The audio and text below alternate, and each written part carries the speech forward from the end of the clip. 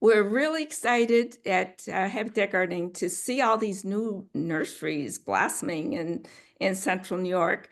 Partly we're excited because it certainly makes our habitat gardening much easier than it was 25 years ago when I started, when it was a real challenge to find any native plants at all. And then we gradually had some nurseries appear, and we've really enjoyed working with those people. But lately, there's been all of these new nurseries, which is just wonderful.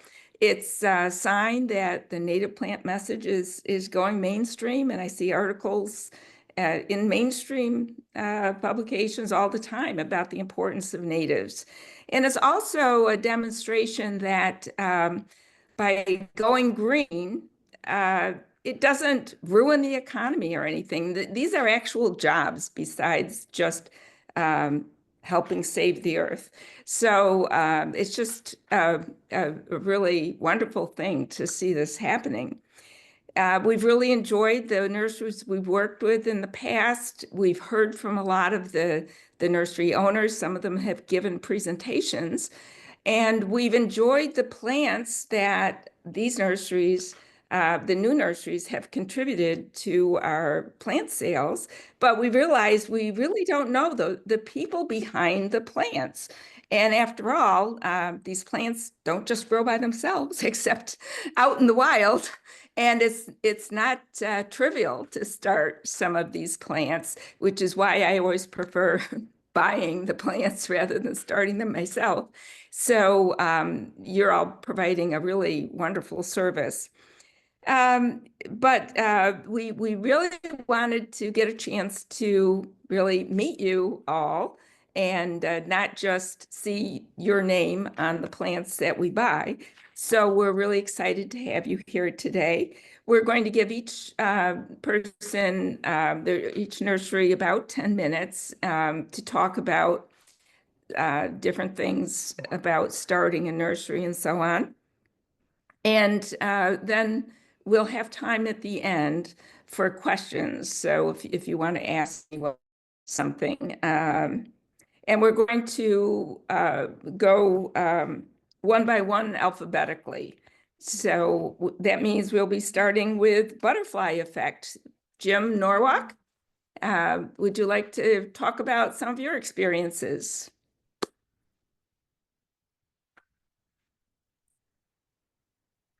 Can you hear me? Yep. All right, good. Well, I'm just gonna use the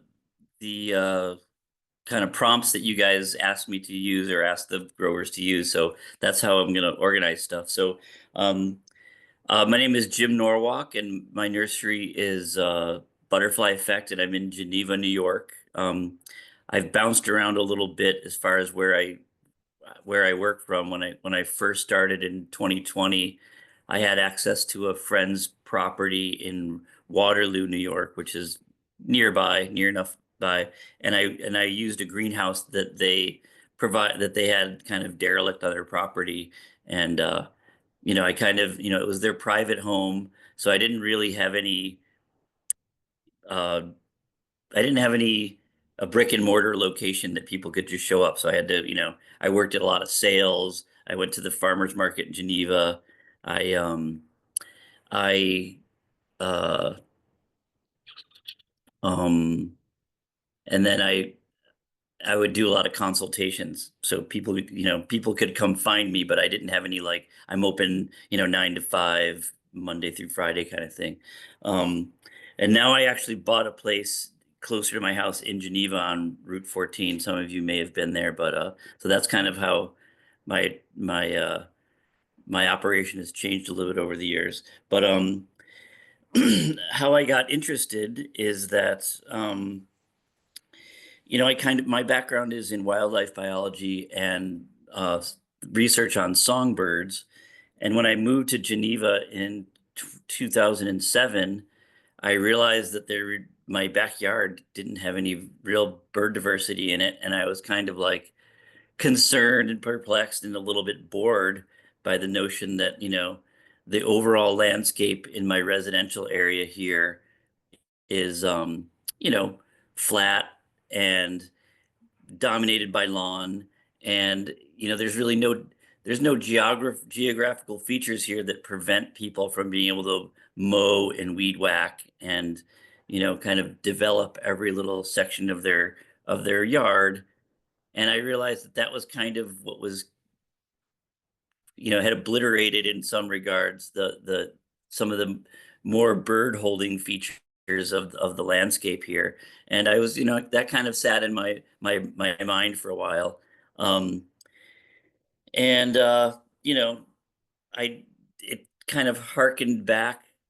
Well, anyways, like other places I've lived had more like rolling landscapes and stuff. So like there were tons of places even in residential developed areas where you couldn't drive a lawnmower or whatever. So the places I lived had a lot more wildlife and a lot more birds. It was more interesting to me.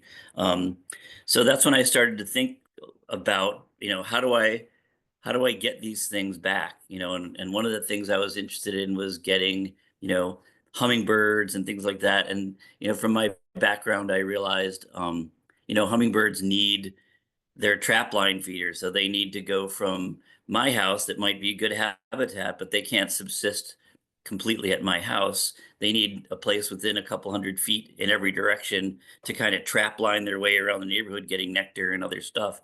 And so that's kind of when I started thinking about all this, how residential areas could, with a little bit of help, become more useful and more connected habitats, across the landscape. Um, Probably at some point I did get in before I really even got started. Around the time I started thinking about doing this all for myself, um, I I must have read about Doug Tallamy, and when he was really making the connection between the lepidopteran, needs of songbirds to raise young, and how native plants are the way to you farm these insects so that birds have food. Um, and that kind of made me think a little bit about an observation I had when I was younger, and where I'd never made the connection between insects using plants and that benefit upper echelons of the food chain. When I was in grad school, I was my field research area. My house was in a big oak grove, and I just noticed that there were a lot of titmice um, and vireos and orioles and things like that. And I was like, huh. In my mind, I was like, what is it about oaks that make them so, abundant there and use that kind of habitat? And in my mind, I was thinking it must be something about acorns or something. It never occurred to me that there was all this other biota there. And what we know from, Doug Tallamy is that oaks are the place that all these things tend to have the greatest diversity. And so I'm just remembering back to like not really, it never dawning on me that it was an insect related thing and not a leaves and acorns and other stuff related, thing that was making this location so valuable and so diverse. But yeah, so then Doug Talley came along and kind of lit a fire, I think, with me, and that's when I kind of was like really, really interested in putting all this stuff in my yard. And my yard's like less than eighth of an acre. Like a block from Wegmans in a residential area. It's nothing too super. But I noticed that with a little bit of help, a few small spaces throughout the neighborhood would kind of increase the value of the habitat around here a lot. And so that's when I was like, all right, I'm going to start doing my own stuff. And with the support of my family, they were like, well, you should open a nursery. So that's kind of how I ended up doing it. So yeah, that's the why. I don't know if there's anything to add there. So that's how I got interested. Doug Tallamy again, big influence, and fun person to think about all these things with. Um, so the next thing I want to talk about is the challenges. I'd say probably the number one challenge for me is just becoming good at growing things from seed. Um, Certain things, I seem to have good luck with certain things all the time, but some things I've had success with one time and failed miserably the next. Cardinal flower being one of them. I've had great success sometimes, and I've just totally wiped them out. You know, um, you know, massively other times. So I wish I could become. I wish I was had better skill at being consistent and how to do some of these things that require a little bit of gentle dexterity or finer skills at maintaining their happy place. Um, I've also failed miserably at having any luck of growing bottle gentian. I don't know if anybody else has been in that same boat, but those things, I don't know. I feel like I try them every year, and I almost kind of give up before I even start. But I'm just kind of, yeah, there's a tray of those, but forget it. They'll just kind of sit there and grow moss. I don't know. but hopefully next I'm gonna keep trying. I think I bought some at Janet and John's sale from one of you guys. Maybe one of you, I know one of the people here has sold it in the past. Maybe Deanna, I think you've had it. And it's doing well in my yard, but you know, we'll see. You must have the magic touch. Um, Anyways, the other challenge with kind of being a one-man show with a nursery is kind of getting through the season, and managing my schedule because my wife is a teacher and my kids are still at home, so we have a ton of demands on our time in the summer. And I've gotten burned a few times going to weddings and whatnot where I've left and thought I had everything under control or people to take care of my stuff while I was gone, and bad things have happened. So that's always my one of my major concerns in the season. And I haven't developed any real, like I don't have a sprinkler system or anything like that. So it can all blow up in your face if you're not careful. You get careless, and you leave town during a heat wave or whatever. So that's always kind of gut wrenching. Um, I guess the third challenge is that my new property is a native. It's an acre that ostensibly is a native plant nursery, but it's completely covered from one corner to the next with vinca and ivy and pachysandra. So I you know I try to be a good steward, and I'm ripping that stuff out by hand, crawling around on my hands and knees and stuff, and trying to jam my own stuff in there. But ultimately, I'd like to be a native plant nursery that has native plants, not just growing in pots, but growing in the actual landscape that my nursery occupies, because that seems like you know, the right. That's the whole reason I'm doing it, right? But yeah, all those things are pretty challenging to work with. And so I wish I had more hours in the day to just kind of go nuts on that stuff. But that's another challenge. And I guess the fourth challenge is just kind of the notion of, like I said, I'm a one man show, but I kind of always, because there's always things I'm discovering plant wise and new things, and managing my space is a consideration because I kind of want to scale up, but I'm it's hard to do because it's hard to do. I need to kind of like grow. I have to beat back the Pachysandra in order to put more stuff in there. So those are my biggest challenges. Yeah. As far as the surprises go, I'm really blown away by the interest and enthusiasm that I get from people who find me and want to grow native plants, and they're both super knowledgeable and super that I learn a lot from, and they're also super curious and they're willing to try anything. So I'm I'm always super enthused whenever people come find me at my place and want to sit there and talk and develop like a collaborative experience with my mission, I guess, and the whole native plant thing. So that's been super encouraging. I think maybe you guys feel the same way, but going over to the Allen's house when we do our plant sales is always one of the biggest inspirations because I could just spend the whole day hanging out in their yard, looking at their signs and thinking about what a great place that must be to spend day in and day out. So you know, that's what's blown me away. That's a really cool goal to have. Um, let's see. I mean, I guess and then the last thing would be, well, the last couple of things is what do I find satisfying is that I'm kind of I'm kind of a putterer, and having a native plant nursery just gives me the opportunity to kind of putter around.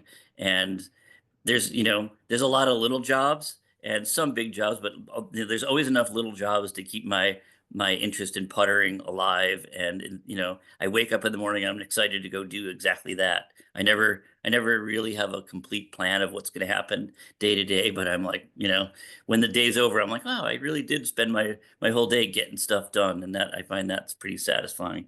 Um, yeah, and as far as my future plans go, um, I think I mentioned I want to expand my space so so I have a little bit more room to work and more space to offer more things.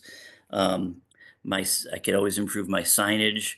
I see a lot of people out there that have great information that's really informative to clients, and I think that's really useful.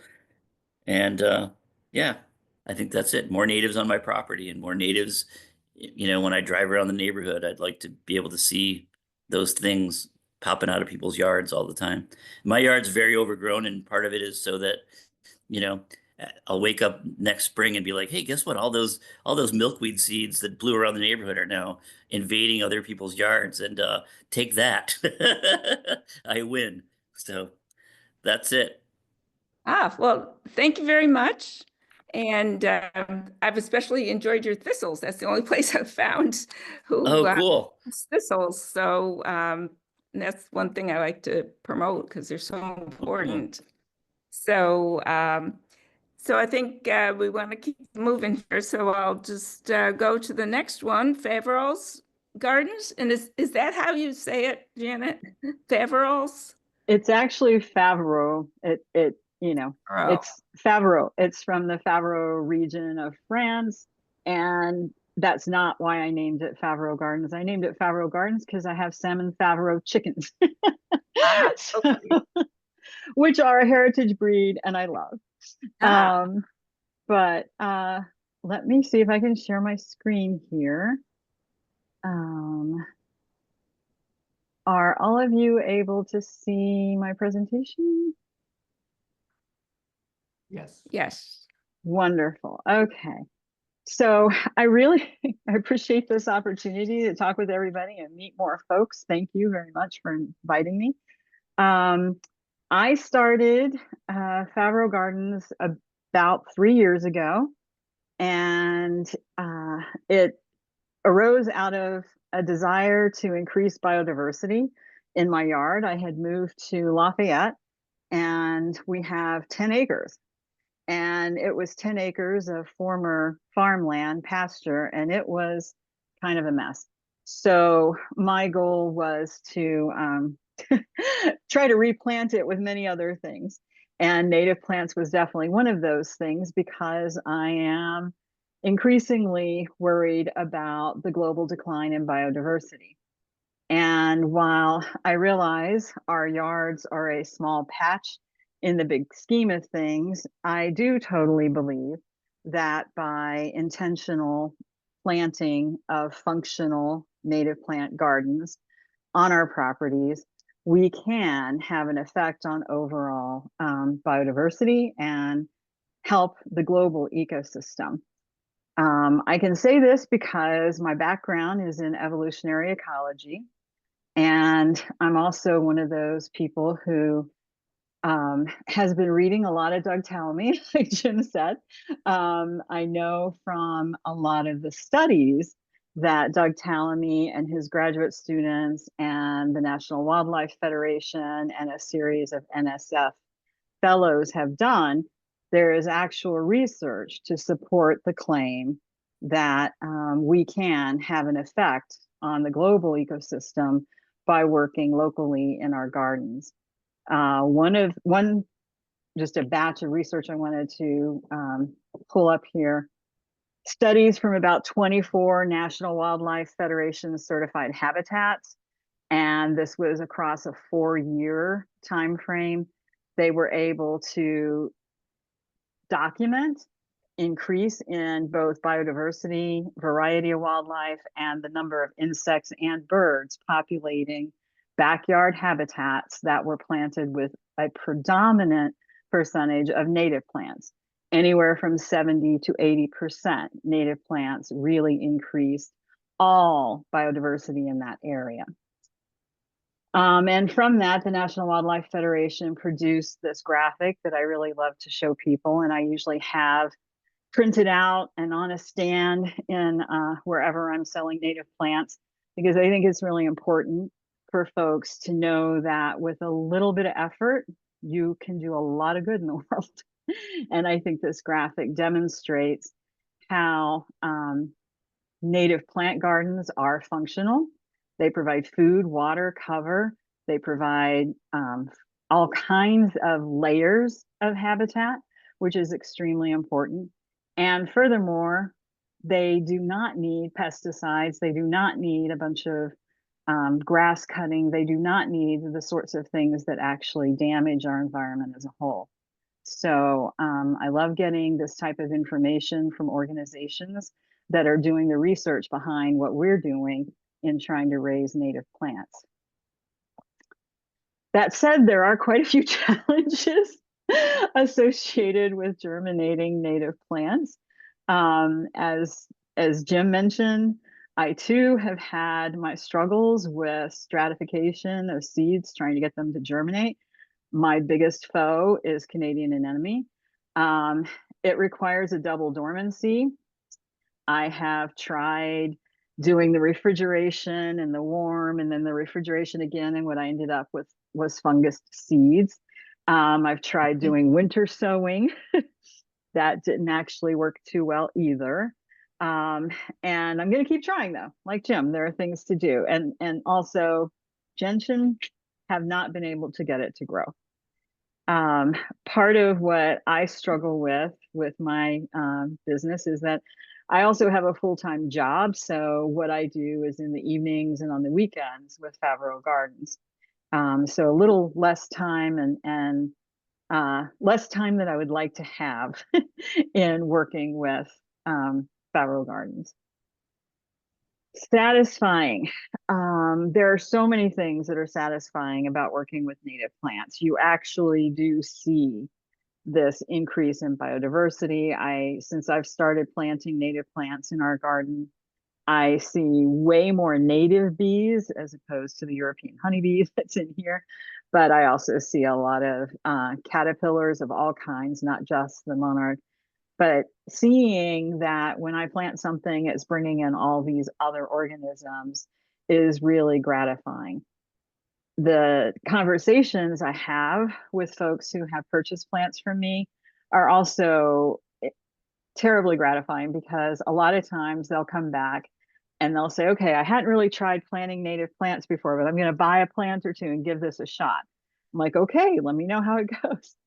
And then 3 to 4 weeks later, they come back enthusiastically telling me about how I put it in the ground and it just took off, showing me photos. And then I've also had folks come back and tell me about all of the pollinators they're seeing on their plants, and how it's really exciting to see that things like turtlehead are visited by bumblebees, and they actually watched a bumblebee go down into the turtlehead flower. Those sorts of things are really gratifying, and I can't imagine not having those conversations with folks. It's one of the favorite things about doing what I'm doing. I also really enjoy thinking about specific site conditions and how what I'm doing can help people address challenges they're facing in their yards, and also propagate and increase the number of native plants in the environment. So I try to make sure folks know about the Mount Cuba Center Carex trials, about native lawn demonstration areas and how you can think about native lawns so that you're using some sort of variety of sedges and or native grasses and small herbs to try and take over lawn. Now I say that if you come visit me, you will find that I have a lot of lawn. I'm in the process of trying to get rid of it. That's one of my plans for this upcoming year. I now have, this past year, I put in my retail storefront, which is also known as a shed, but I have a shed and I have a small parking area. And behind that, there is an immense spread of grass that is going to become native plant exhibit gardens this upcoming year, I really hope. And I would love to have everyone on this call and beyond come out and visit me. So thank you very much.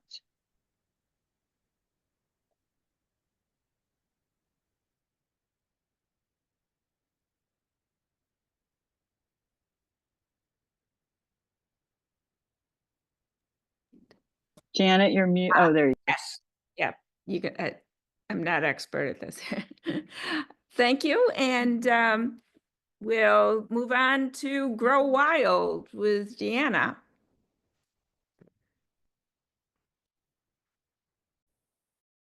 Hi, everyone. See if I can get my screen shared.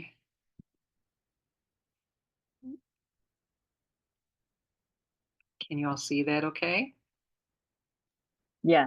Yes. This is the only slide I have, so I don't have to worry about that. Thank you so much for giving us the opportunity to be here and talk to everyone. I'm having so much fun just listening to the people who have talked already because I can relate to almost everything you're saying. So this is really fun. So I'm Deanna English. I'm the owner and founder of Grow Wild, a native plant nursery. It's located in Brooktondale, New York. So a little about my background. I became interested in native plants in the 1990s when I started planting natives in a small backyard in St. Louis, Missouri, where we lived at that time.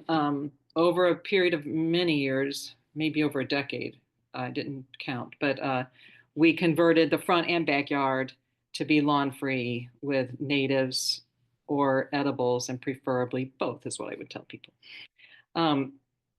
Much like what other people are saying, I was the only one on our street like that. But it was a really very rewarding experience. I just learned how much of an impact even a small urban or suburban space can make for our wildlife and for people's well-being. Now at this point, we know a lot more, like what Janet was talking, there's research out there that supports this kind of work, and it's just is becoming more and more important all the time. As Janet said, I also learned during that time how difficult it can be to find native plant species at plant nurseries.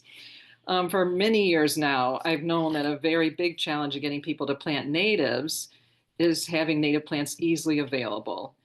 So native nurseries need to be, in my opinion, just as easily available as more traditional nurseries and box store nurseries. Like, we need lots of us.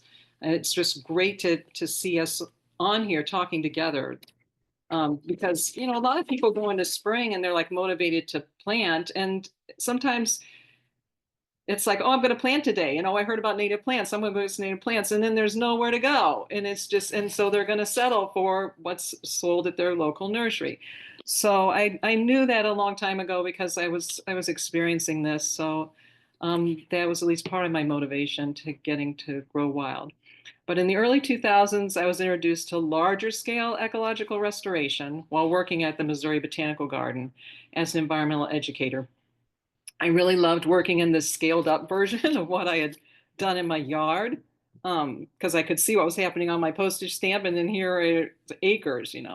This is what I wanted to do, despite the fact that I had no formal education in the science of ecological restoration. I was able to get a position working half-time in environmental education, where I worked to help teachers integrate the outdoors in their curriculum, and then working with teachers and students to design and install native plant gardens at their schools.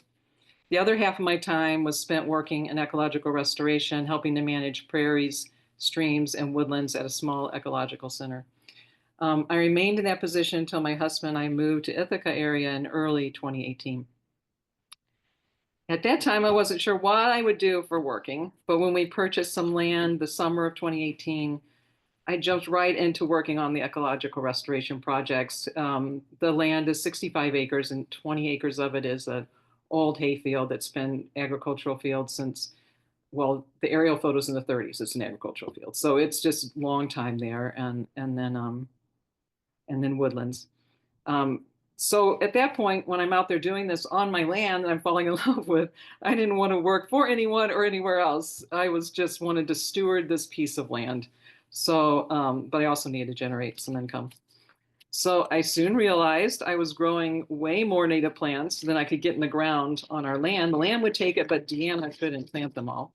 So in 2021, I started to sell them at a small farmer's market. Sounds familiar to what I'm hearing from other people near our home. I had no idea where this is going to lead, but very quickly Grow Wild was born. And since those years at the farmer's market, I've gradually extended to creating a nursery business on our land with regular nursery hours. This past season was the first time where I had sort of what I would consider more normal nursery hours where people could come out. It's been a bit of a bumpy and bumbling journey so far. I went into this with no experience running a business or a plant nursery. I'd never, done either of those things. I am not a natural business person. I'm really quite terrible at marketing. My customers are, in fact, my best marketers.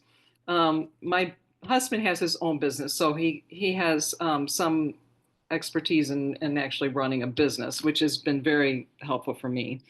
And he's always helping me with like building infrastructure, hoop houses, transporting plants, doing research on like shelving and things like that, laying tarps and anything that needs more muscle than I have. So he's been around a lot for helping with that, although most of his business takes him out of town during the growing season. So it's just a lot of work, as you all know. As far as running a nursery, that's been a bit easier. I have mentors from my work in Missouri and some previous experience growing natives from the Ecology Center. I also find it difficult to grow certain species. Canna anemone, I finally got them to germinate, some to germinate, not a lot. And I put them in a bed that I'm going to let them cover that bed and I'm going to pull for that for sales because they are a pain to grow. And then the gentian, I have had very success with those. Usually I can get them to germinate to about a quarter of an inch. And then I'm like, okay, come on. And it takes, I have to nudge them along and maybe I get, I don't know, a dozen or something that do something. But yeah, they're tough too. So I'll let y'all know if I figure out something more. So Grow Wild is focused exclusively on native plants and mostly local to our region with an effort of providing local ecotype plants. This is not because I believe plant nurseries should only sell native plants, but rather because the way Grow Wild was born was through my love of ecological restoration. And so that's just where I've been. So far, I found it somewhat difficult to support myself with a plant nursery devoted exclusively to native plants, especially if I want to grow and have employees. I'm doing pretty well with me and some part-time workers, but it's kind of stuck at a certain place. I think a reason why this is happening for me is that I have to open later in the spring than most nurseries because it's only native plants and they're in a hoop house mostly to protect the seeds. But they're going to start growing when they're going to start growing. And, I usually can't open till like mid-May. And I don't have the greenhouses. I don't have the ability to grow like things people want, like their veggie garden plants. And so I think I lose a lot of sales opportunities during the early spring because and I think gardeners often want to come and get more than just their native plants. They want to, do like more of a one-stop shopping kind of thing. So it's a little bit challenging. But this journey has also been a lot of fun. I really, and I've heard this again here, is I really enjoy getting to know my regular customers. It's so much fun to see them like learn and just light up. And often they're more informed than I am, so I'm learning from them. It's lovely. I've been delighted with the younger folks who find their way to Grow Wild, usually as seasonal helpers. They're very inspiring to me. We work together and learn and laugh together. We share meals. I get to hear their dreams for their futures, and the delight that they get from working outside in nature every day with me is just, our work stops a lot to say, look at this insect, like come over here and see this, and that's beautiful, and look how hairy this leaf is, and all this kind of stuff. And it's just like, as an environmental educator, it's like, nature rules. Okay, we're not going to be potting right now. We're going to look at this caterpillar. But so that's really fun for me. I have a neighbor who volunteers regularly and has developed a deep interest in native plant gardening and ecological restoration. Becky might be on here. I think she was going to come, which is really fun. There are land is adjacent, so our rewilding and ecological restoration work is made larger because of her growing interest in native species. So I feel like at this point, the business is growing steadily enough that it's here to stay for a while. In 2025, I'm planning to get more organized about doing monthly events during the growing season. I'm working on that schedule now. I think that for me, I need to get people, most of my customer base is in the Ithaca area, and I'm about 20-minute drive outside of that. And I just need to get people onto the land so they can see what's there. Going back to that sort of one-stop shopping kind of thing, they don't know if it's worth the trip. So I'm going to start events. So we're going to do a bird walk in May. We're calling it the Warbler Walk, and with Steve Kress, who's a well-known ornithologist and happens to live in our neighborhood. So he's going to come out and do that. That is confirmed. We're going to do that to start our season. A design your own garden workshop with Brandon Hoke. He was one of my seasonal employees who left this fall to get his master's at Yale's School of the Environment, but he's going to return in the summer. He has his own business called Busy Bee Ecological Design, so we're going to do a design class.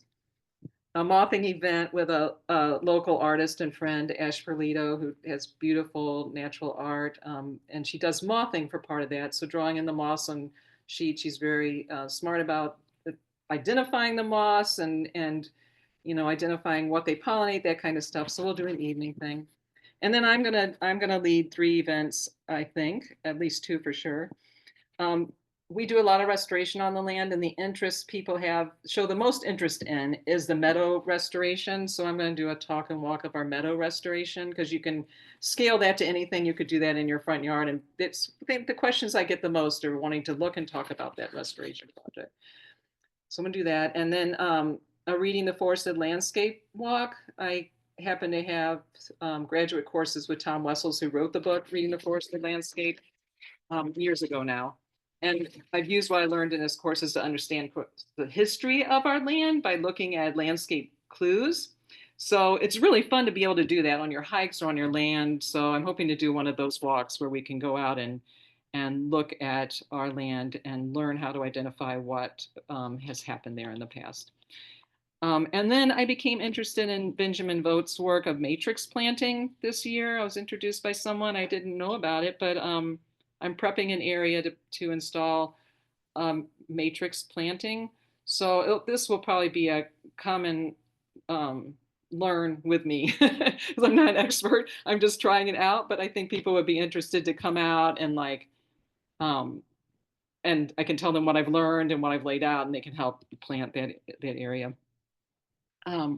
Besides events, we're working on creating local ecotype gardens, growing primarily for seed collection, because I'm so busy with the nursery that I'm not able to get out and collect seed much anymore. That planting will be in the fall of 2025. It's coming up.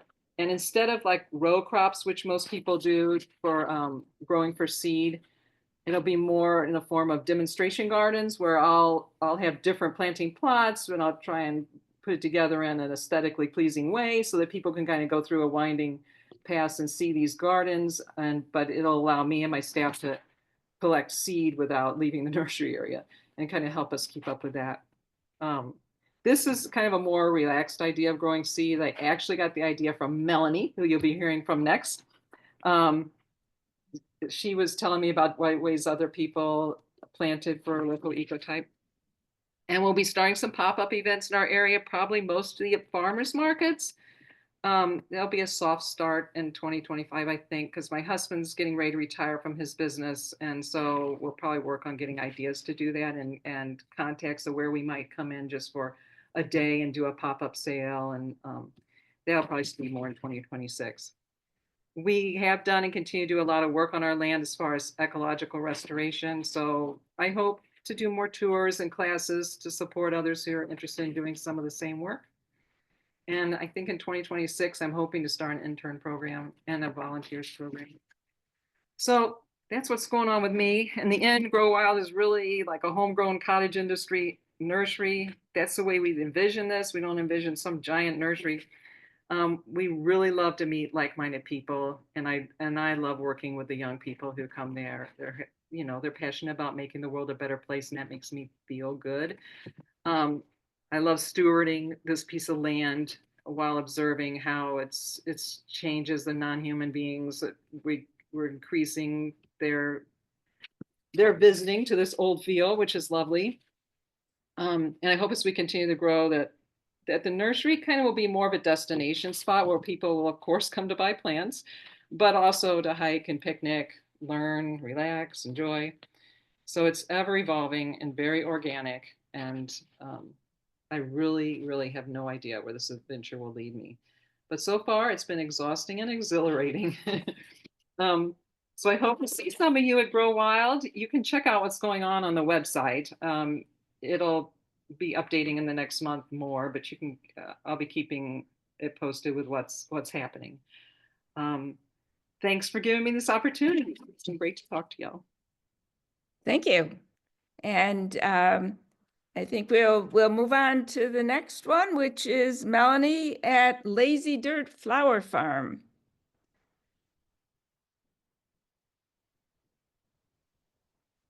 Let's see, where's Melanie? Let's see if I can remember how you taught me how to do the screen share. Let's see. Let's see. La, da, da, da, da. Where did we go? There we go. Hopefully you can see that now. Can you see that? It's a blank screen. Oh, there we go. There we go. Can you see that screen and not me, or not my other screen? Okay. Yeah. You want to go to full screen on that? I am a Zoom rookie. There we go. So this is all from the heart. I'm not even going to look at my notes. If I ramble, please tell me time out. My name is Melanie Cutillo. I started Lazy Dirt Wildflower Farm during the pandemic. It actually came about because of a bird. I went outside in January in minus 20-degree weather. I had like 8 layers on and a Carhartt suit, a wool cap at 5 a.m. and the sun was coming up and I was having a hard time breathing. It had been like that for a week here in Mexico, New York, and we'd gotten some snow. And I happened to notice a perfect circle in the snow. And of course, how often do you see a perfect circle in the snow? So I went over and luckily I had my phone, so I took a photograph. And what it was there was this dried up grass and it made this circle in the wind. And that was pretty enough. But what was in the circle is what just floored me. There were all these little bird tracks and there were little bunny tracks. And I started crying because I thought, my God, I am out here barely able to breathe and the birds are having a party. So I went inside, I took another picture of the plant and discovered it was New England asters. And I said on the way in the house, before I even knew what it was, whatever that is, I need to grow more of it. So that winter I did a ton of seed. I ordered seed from another nursery and planted it out, and then I put it in the trays, and then I forgot about it. I honestly I forgot about like 75 trays because I'm Italian. You go big or you go home. And I forgot about it. And then in April, um, I had a thing happen where I was under stress. I went, oh, wait a minute, what about those trays? And they all germinated. I have no idea how. And ever since then, my friends, I have been down the rabbit hole. Um, I have always wanted to have a flower farm, but I did not want to have a typical flower farm of just zinnias and hydrangeas and all that. I wanted to have a native flower farm, and I couldn't find one. I couldn't find anybody else that was doing it, except for Williams Farm in Florida, and they've been a great mentor to me on this experience. And so I grow native plants. I do 90% native plants, 10% rebels, which are plants that are not invasive, like zinnias, that I can control. And those I sell mostly to the CNY, or the Flower Collective of Central New York. I believe why do I focus on native flowers predominantly in foliage is because, you know, when you give someone flowers or you get flowers, there's so many studies now that show how plants and flowers influence how we feel about each other, how we can connect with one another, and the impact of flowers and plants and gardens. It just, you know, if you're a gardener, you know this already. I'm preaching to the choir. You know how good it makes you feel and how good it helps you, how easier it is to connect with other people. And that's probably what I enjoy most about having a small nursery. My nursery is very small. Like Deanna said, it's a cottage nursery. My nursery is actually set up out front of my home. So everything is grown here. Unless if I can't quite get it, I call Deanna because she's my germination guru. I grow very differently than other flower farms. All my bouquets have to have 80% of native flowers in them and foliage. The bouquet, instead of like a regular bouquet with the zinnias and all the stuff, when it has native flowers in it, it seems to like have this additional power that all of a sudden people ask questions about, well, what's this? Oh, I've never seen this before. Like this, that's Monarda punctata. And that one is an easy way to get people to come over to my market table, and they ask questions and they learn about native plants, even if they've never heard of native plants. And that's something I really enjoy a lot. And it's also a way to be really creative with native plants. And so just having the plant, I have the flower, and people can, when I'm at the market, it happens every time. People will come over and look at all the butterflies, look at all the bees, and it's really great. It's a lot of fun.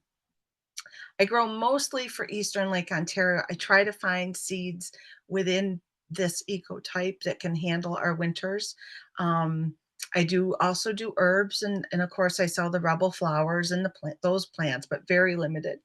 I do fresh flower bouquets and with the foliage, and I also do arrangements. Like right now I'm doing these cute little gnomes and centerpieces, also with native plants.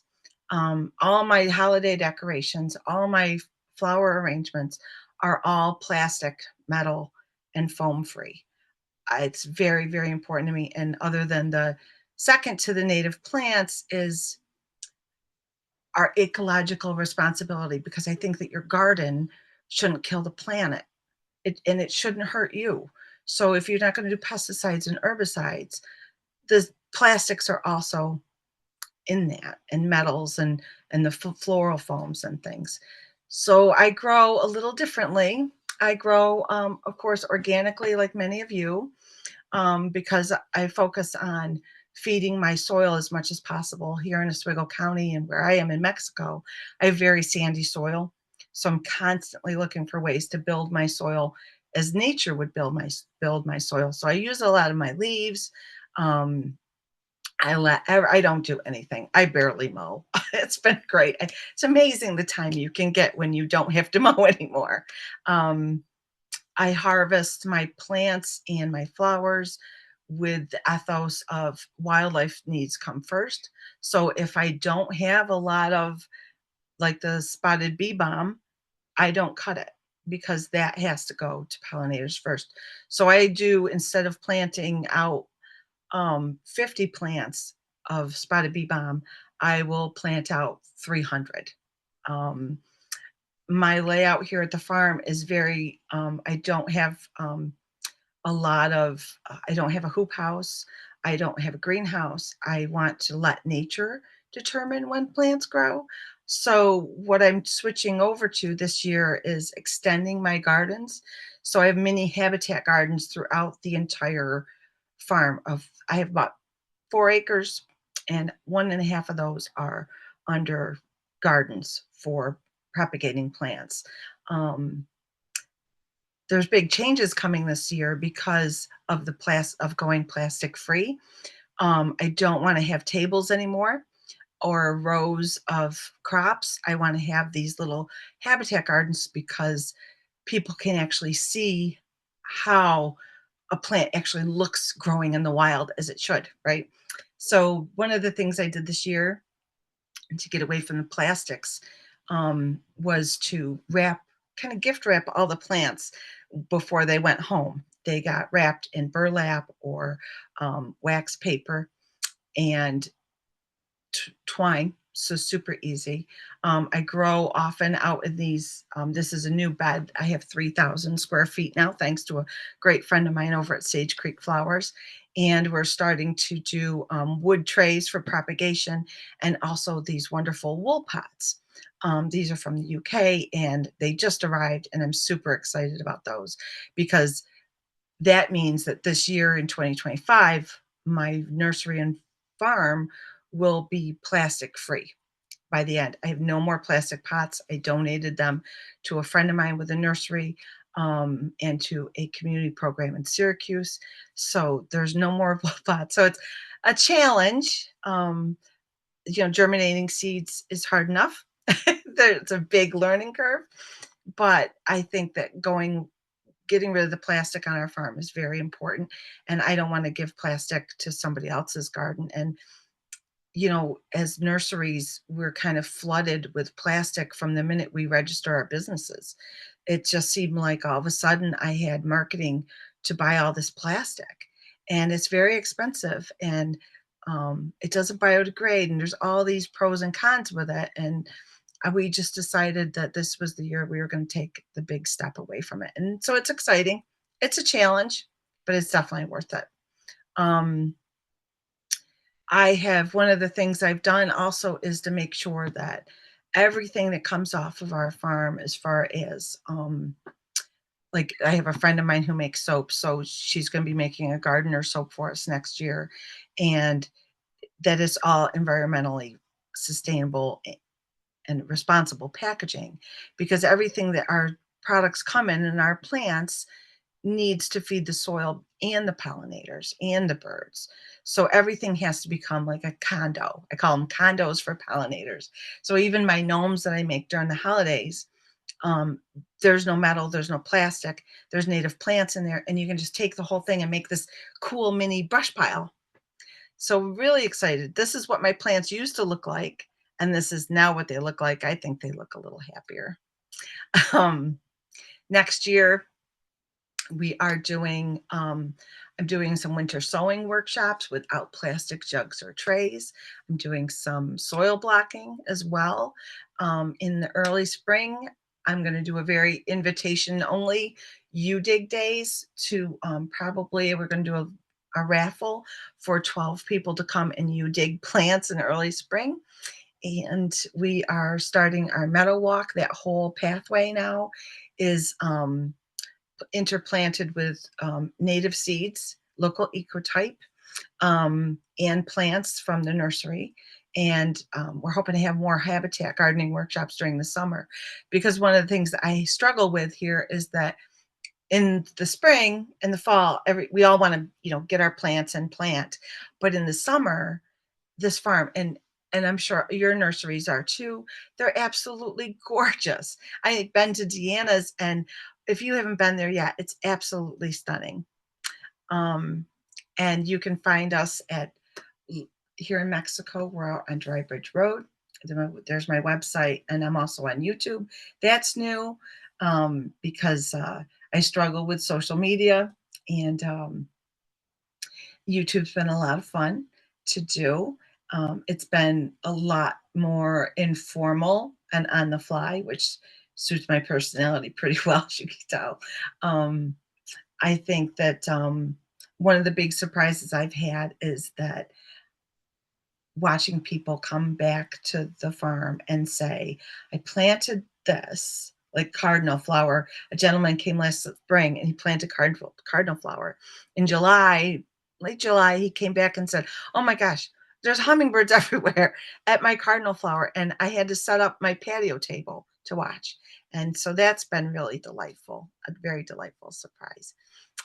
We'll reopen back in April, and I can't wait to hear everybody's garden stories. It's just been a lot of fun. And thank you very much for inviting me, and thank you for bringing all my friends for this wonderful afternoon.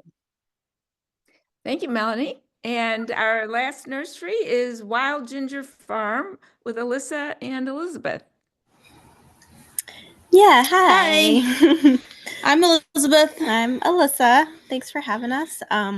We did have a PowerPoint presentation, but we've had some technical difficulties today, so we're gonna talk for a little bit, and then at the last few minutes, we'll try to get some pictures up, and if it doesn't work, we can just go straight to questions. But yeah, we live in West Winfield, New York, which is where our farm is located. We have 26 acres.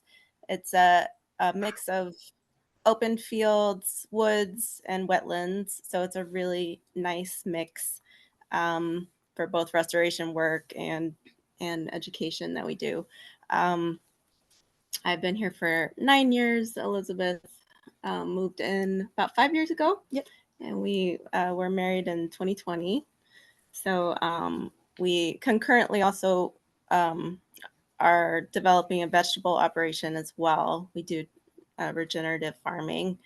And so we feel that the native plant nursery and the organic veggie production go really well together. And we've bringing in the pollinators and the beneficial insects has really benefited our farm.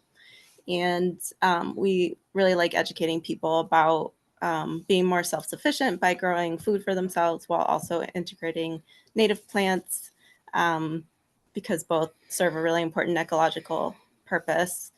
And I got into native plants gradually. I started out with vegetable farming for 10 years and traveled in the US and Europe and worked on all kinds of farms. And then I started working on plant nurseries. And my initial interest was in edible plants, but I started working at some nurseries that offered native plants as well and got really interested in that, especially being able to observe wildlife interactions with those native plants. Since I'm like an animal person, we're both very much animal people.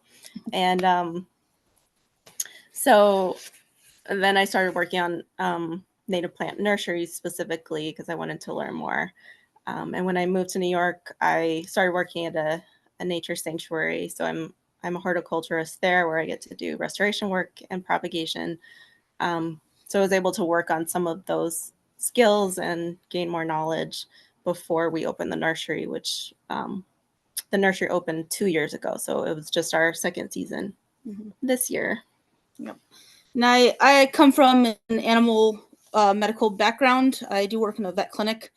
I had basically no knowledge of any of the native plant stuff until I met Allysa. But I'm also the type of person that likes to evolve and learn and grow. So I think a lot of it came from supporting her. And just learning about the world around me just kind of opened my eyes and made me pay attention to things. And then I was able to tie my animal interests back into it because of birding. I love to document the insects that are on the property.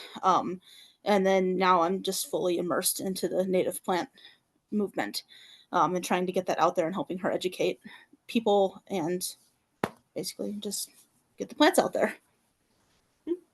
And to echo what a lot of you guys have said, with some of the challenges is, you know, some of you guys have full-time jobs. We do as well. So that puts a time crunch on a lot of things. I think one of the biggest things with the working outside and doing the nursery was actually work-life balance for us. The first year that we were doing this, we were so involved that we never had time off, and it started to really like burn us out just because our outside jobs are so demanding. So I think something that we learned from all of this was that to make ourselves like take a day off, and instead of, you know, going out there and like repotting plants or anything, we were able to just go outside and enjoy it. And you know, we both have developed new habits to help us keep that balance. And then another challenge that we both actually have is we both suffer from ADHD. So that causes a lot of disorganization in the way that we do things. So we bounce around a lot. We can do a lot of big projects and we have to come back and finish them. So we're trying to find different ways to work with it rather than fight with it. And we have figured out that it's, you know, it's not a bad thing to have. It can cause disorganization, but it also, we get so excited about things and we accomplish a lot in a little bit of time. So yeah, so that's something that we've had to struggle with a little bit. We're better with it now. And then we're both first generation farmers, so we still technically have a mortgage on the farm. So, you know, I know everybody knows when you start out a business, you lose money and then you know, break even, and then eventually you start to make money off of it. So we're very frugal with what we spend. We don't have any machines or anything big except for the hoop house that we just put up. Yeah. So Yeah. And one of the questions was about things that surprised us with starting the business. And we've been pretty overwhelmed with the amount of support, overwhelmed in a good way, just the community support around our new business. The local Wild Ones chapter has been really amazing.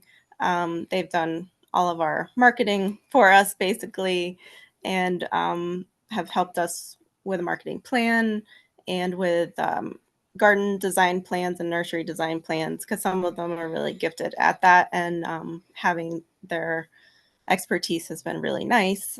People also donate back pots, so we can rewash them, sanitize them, and use them again. So that saves us money, but also helps reuse some of that evil plastic, which the wool pots are really yeah, good the idea. wool pots are a great idea. And then another thing that surprised us was it's really hard to predict what's going to be popular, and sometimes we make assumptions about things like that goldenrod is going to be popular because, you know, all the education around how important goldenrod is as a keystone species. We just assume that people are going to line up to buy goldenrod, and it's just not the case.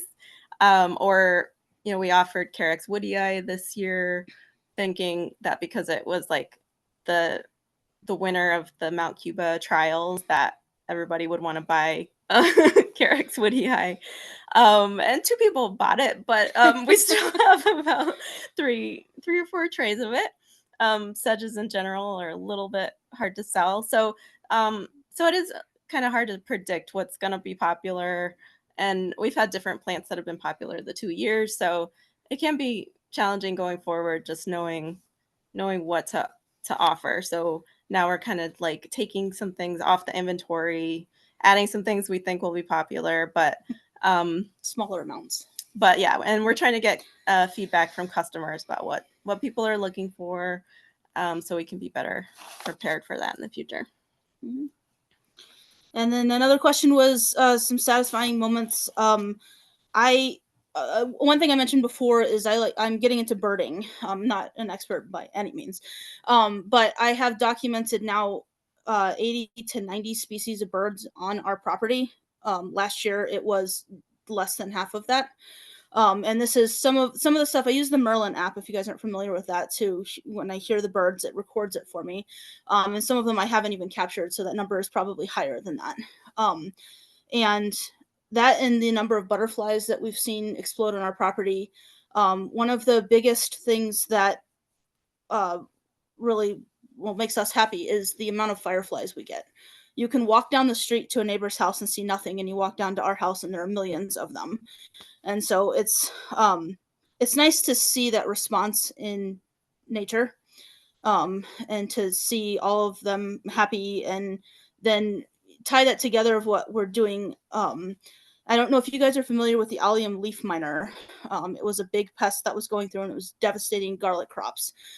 We had a neighbor down the street have to cover their garlic, and this is just a theory of mine. I haven't proven it yet, but we didn't have any allium leaf miner, and our garlic wasn't covered. And I like to think that's the beneficials doing their job. So yeah, that's something we've observed. Yep. And future plans, we definitely need to expand parking. We're very rustic with our nursery. We have like stumps with pallets on top, which I think looks fairly nice, but we're trying to upgrade a little bit just to make it more inviting. Have benches. We'd like to get a shed, so there's a sheltered space, and then have a library there where people can look at pictures and have a place to look through books. We want some trails on the property so people can walk and see restoration work in progress, and see demonstration gardens, because I think that helps a lot. Helps people envision what plants would look like on their property and see how they grow and see some of the wildlife interactions. I think that is really important. And then we've talked about turning our farm into a nonprofit eventually. This wouldn't be soon, but just a lot of what we want to do with education and outreach and supporting community projects. It's really hard to do as a small business, and having access to grants and funding for work like that could be really helpful. So it's just something we're thinking about. Do we have a couple minutes left to try to share a couple slides, or are we out of time? Yeah, a few minutes. Yeah. Okay. Yeah. Give it a try. Okay. If it doesn't work, then We will move on. Yeah. All right. Can you see that? It just says it- Wild Ginger Farm has started screen sharing. Double click Okay. enter full screen mode. There we go. Now I see it. Okay. Okay. Got it? Yep. Okay, cool. I think there's just a delay, but anyway, we'll just show you a few pictures. I'll also mention, with the political climate, we do want to be a space that is safe for the LGBT community and folks that are more vulnerable right now. This is our current staff. Yeah, it's just the two of us, but we do have some animals that try to help out when they can. The chickens are actually helpful. We use chickens and ducks as pest control, so they eat all the Japanese beetles for us. Yeah.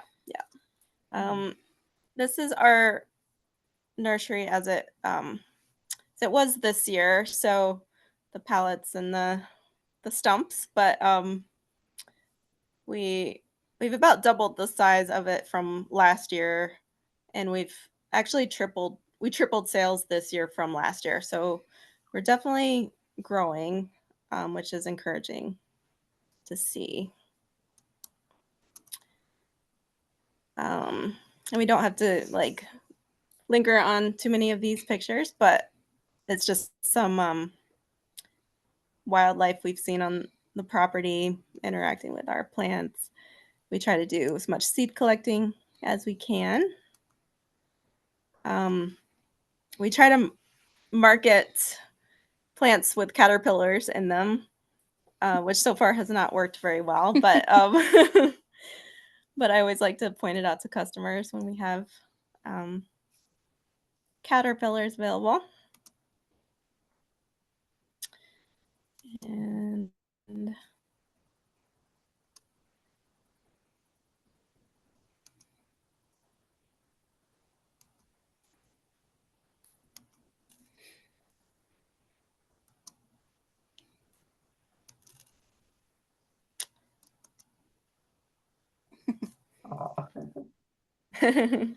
and this is one of the rough draft plan that Wild Ones helped us with. So this is what we're trying to implement right now.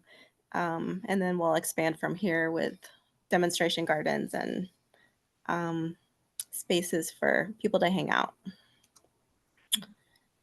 And that's that. So here's our website and email, and we're going to start a mailing list this year, which we'll put out quarterly. So if you're interested, then send us an email.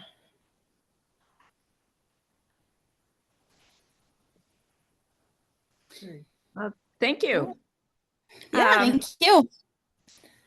I've really enjoyed listening to everyone's stories of how they've gotten started and everything, and it really confirms that I work best buying the stuff. That's a lot of work. It's really impressive, and we owe a lot to you people. And we do have time now for some questions. So I don't know if you have questions for particular people or questions in general, but who has some questions? I don't know if I can see everyone. Yeah, I can't see everyone, so I don't know how. I guess just speak. People could unmute. Or people could raise hands and then she could call on them. Yeah. I just can't see everyone, so. Janet, if you let people use the little react to raise a hand, they will automatically appear in the top left. Oh, I see. Oh, okay.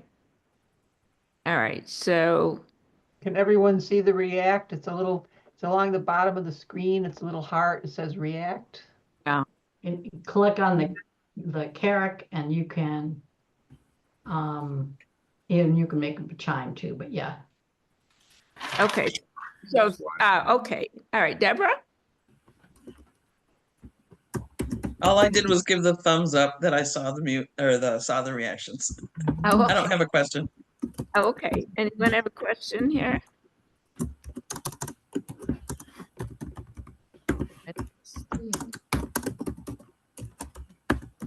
No questions. Wow.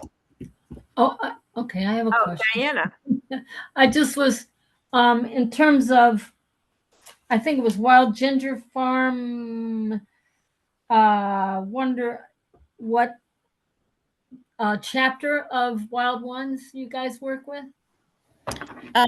Our closest chapter is the Mohawk Valley chapter, and they also go by Lawns Gone Wild.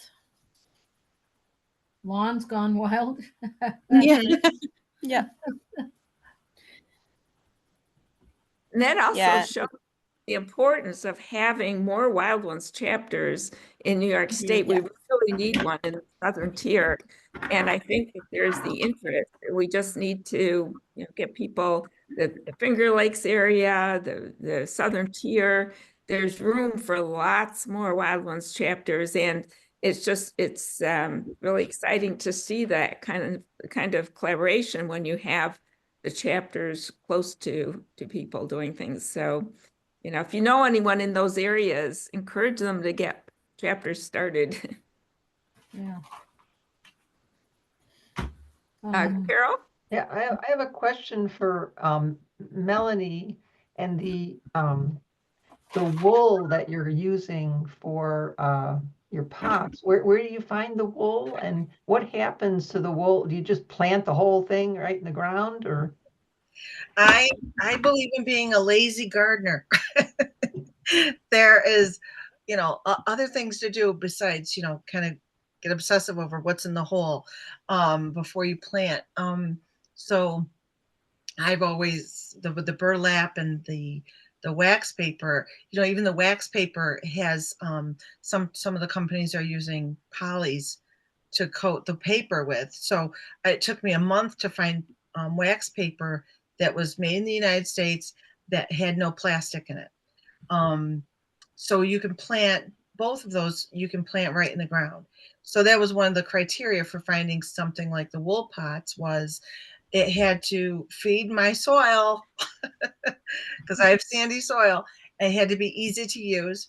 It had to be 100% natural and renewable, all on its own. And the really big part for me was when I found out it supported farmers. So I have not found at this point in time, I'm still looking, of a business or farm that produces these wool pots using wool from American farmers. I found them by just sheer digging and tenacity and lots of coffee. In the UK, it's Wool Pots UK. I contacted them and said, how do I get these, not only for my nursery, but for my guests who come and plant and other people I know? Are they already in the United States? And they're not. And they said, well, would you like to bring them? And I said, well, yeah. They just arrived on Friday, and you plant the entire plant. You can sow your seeds in there. You can put your transplant in there. The wool, it's 100% wool, biodegradable. They will measure up to 5 inches, and you can even leave a plant in there for like 3 months until the plant comes through. The roots are healthy. There's no transplant shock. And I don't know about everyone else's. Speaking as a gardener, this year I really struggled with snails and slugs for the first time in years. My chickens couldn't even keep up with it. So when I found out that the rim on top of the wool pot, you plant the pot, you plant your plant. I wish somebody would come up with a different word for that. You plant your plant so that the rim of the wool pot is sticking up out of the ground. And slugs and snails don't like that texture, and they won't eat your transplants. So that I'm really excited about, as somebody who lost 50 orange cone flowers in a week. So yeah, I'm really excited about that. Yeah. Those are on the website. We're doing a preliminary, like a pre-sale, to see how people will enjoy them and ask them to give feedback. So I won't have it just from that company, but I'm pretty excited about it. I'm about anything getting away from the plastic. I'd probably stand on my head and plant plants if it meant no plastic. Great. Thank you, Melanie. Any other questions? Yes. And my hand up. Beth has one. So this is actually a follow-up to Carol's question about the wool pots. How does that compare to peat pots, which are the other thing that at least I always understood to be a fairly innocuous thing to put your plant in, and you could either tear it off and compost it, or you could, plant it right in that, depending on how easily you thought the roots would get out. Is there, I mean, obviously that might not stop the slugs, but are there other advantages to the wool, or why did you consider using peat pots? Peat pots are made out of peat moss, which is not a renewable resource, which has a big impact on climate change. And I really don't want, I want to get my farm as far away from that as possible. There's also cow pots, but cow pots are kind of expensive, especially if you're a new gardener, or maybe you're on a limited income. There's also peat in those as well, I believe. So it's the paper pots and stuff, it's hard because the marketing to gardeners, from big horticulture, there's a lot of money in that. And so to go against that grain and say, well, no, I don't want to buy peat. It's very hard to find potting soil without peat in it. And that you have to buy potting soil instead of just using compost that you make yourself, So I thought about the peat when I first started and said, well, what's the greater sin here, the plastic or the peat? And that's when I first started. And my learning curve was very great when I first started. So I went with the lesser evil of the plastic. But I said I will adopt plastic and the flood of plastic that came in. So the wool pots not having any peat was a huge win. Thank you. And I do on my ourhabitatgarden.org website, I have a whole page about peat and different resources and so on. It's definitely something we should get away from. So peat bogs are non-renewable resource and human scale time, but there are a lot of resources on that if you search on peat moss. Any other questions?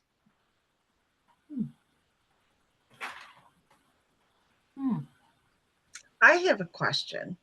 I'm wondering about what some of the attendees, what you would like to see from your native plant nurseries. What's something that you're not seeing that you wish that we would do?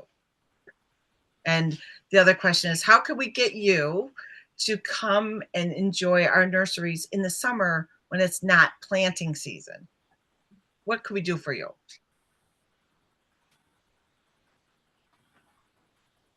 Deanna?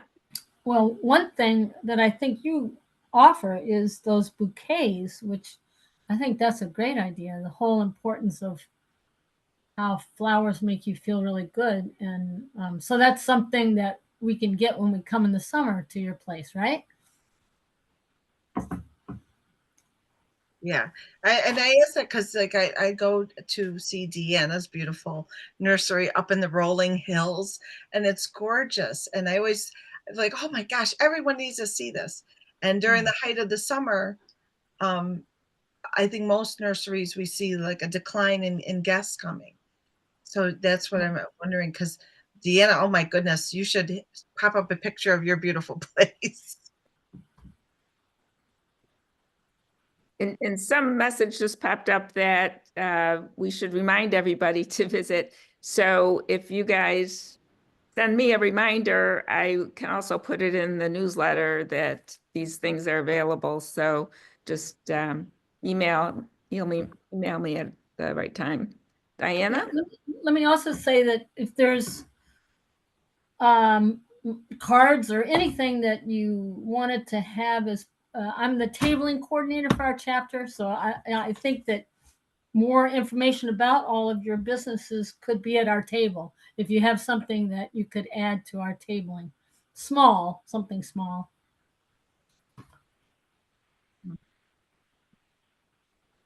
Yeah, Diana, we also could, print out that list of all our nurseries too. Yes, we could send that. We could definitely. Right. We can always have a list, but,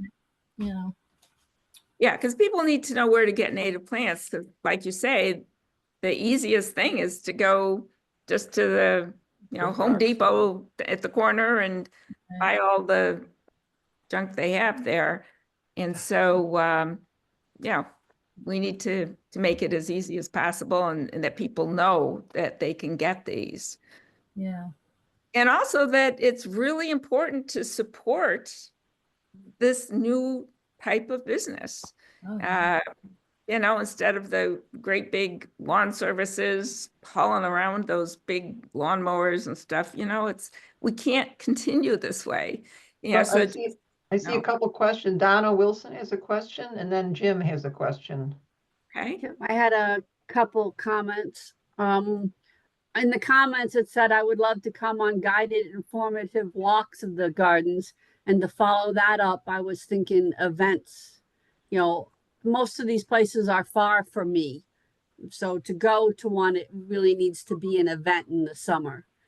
And then in the question, somebody was asking, did you sell shrubs? But I'm not sure which nursery that is addressed to.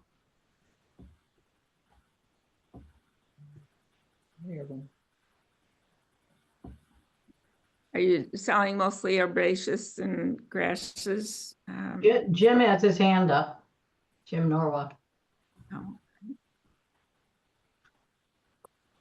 Jim? I don't sell shrubs, but the closest place to me is White Oak Nursery, and they have trees and shrubs and galore. So I don't know if you're familiar with that space outside of Canandaigua. But my hand was up because I guess I wanted to. People have mentioned the local ecotype stuff, and I wanted to let people know that I really don't have access to that kind of stuff as a collector, but I would like to. And so if anybody, I don't know if that's a Wild Ones thing or not, but if we wanted to put together like a few seed collecting outings to get to collect local ecotype seeds, that would be fun and useful for me. Like I said, I don't have any knowledge of where to find this stuff in the landscape because everything around me is on private property. I'm not close to any real public land where I could snoop around or eyeball stuff. And I'm also really busy during the times when I'd be out kind of scoping those locations. So I don't know if that's like a resource we could kind of unite our efforts in providing that kind of stuff for each other. That would be really, really fun, and that would be something I'd learn a lot about. Get me out snooping around and enjoying far wide places that I normally wouldn't get to.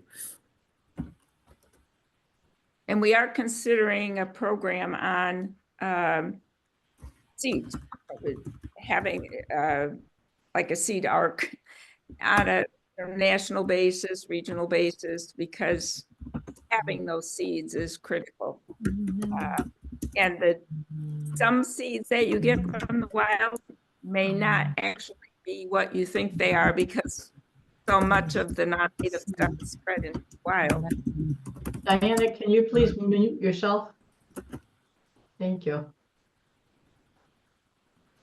And I thought someone else had a question. Deanna, was it? we got Deanna has her hand up, and Janet from Faverolles. Oh, okay. Deanna? I just wanted to say that Grow Wild is growing some. We're limited in trees and shrubs, but I agree White Oak Nursery is a great place to go. Kind of getting into woodies is a whole different ballgame. It's just adding one more layer of complexity to a nursery. So I'm doing some, but limited. So, and Wild Oak Nursery does mostly woodies. So, it's kind of, anyhow, I just wanted to say that. There was something else too, but I've already forgotten. I'll raise my hand again if I can remember. Thanks. Janet? I just wanted to address the collecting wild seeds. I know there are several Northeastern efforts underway to create seed banks and some legislature around that. But I also think like my choice is the same as it sounds like Deanna's. I'm trying to establish my own parent plants, I'm calling them, here on my property, because as Janet Allen mentioned, what you're getting out in the environment may or may not be the ecotype you think it is. And there's also a great deal of concern about harvesting native plant seeds now that people actually have more awareness of what they are. I think it's a good idea. I just think that for me, it's too much to get into right now. So I'm going to try and do my 2-3 year plan of growing my own parent plants to try and get the seeds that I want. And by the way, Janice Wild of in Skaneateles has been very involved in a seed bank in the Northeast. And we signed on to their letter, which was to get a grant. And then we sent that to Wild Ones, and Wild Ones was really excited. So a lot of chapters, Wild Ones chapters signed on to that, and they're hoping to get the Department of Interior money out the door soon to support that. So we were happy to sign that letter, and Janice is really involved in that. And this is Carol. I just want to add that we've invited Janice for one of our programs in the spring to come talk about that seed bank. So watch for that. I'm not sure which month it'll be, but she's invited and accepted. Yeah, a really exciting area that Native Plant Trust is involved in. I mean, we can't do anything if we don't have the seeds we need. So yeah, it's a really exciting thing to think about. Anything Deanna? else? Deanna has her hand. Deanna, yes. Yeah, I just wanted to add that, which I think is what you guys are touching on, is Northeast Seed Network is a really good group to join. And there's a big effort in the Northeast to get big seed producing farms started. I say big, but you know, part of the problem is that the Northeast is the land's mostly owned by privately owned and smaller acreage. And so unlike out in the Midwest where you have hundreds of acres, you can just grow all these seeds. It's more like Janice Wiles, like smaller kind of plot areas, and we need a lot of that going on. I'm personally not interested in doing like that farming row stuff like I talked about. I really am just trying to, it's also very difficult to collect your own seed if you're a nursery owner. So trying to get some small plots going, but it is a big challenge. It's a really big challenge for this part of the country. And there are a lot of people that are working on it. Thank you. Anything else? Well, I guess we've covered all the things. I'm so glad we had this opportunity because it was really interesting hearing from you all, because all we've seen before is basically, you know, you deliver the plants and leave, and then the signs, and to hear how you've gone about it and the challenges and satisfactions have been really interesting. So I thank you all for coming, and for all our Wild Ones people here to come learn about it. And we don't have a meeting in December. We never have, but we do have some really interesting programs coming up in the spring. So make sure you get your newsletter, and remember, anyone can sign up to get the newsletter. They don't have to be a member or anything. Just send me a request, and so that's where the information is. So thank you all for coming.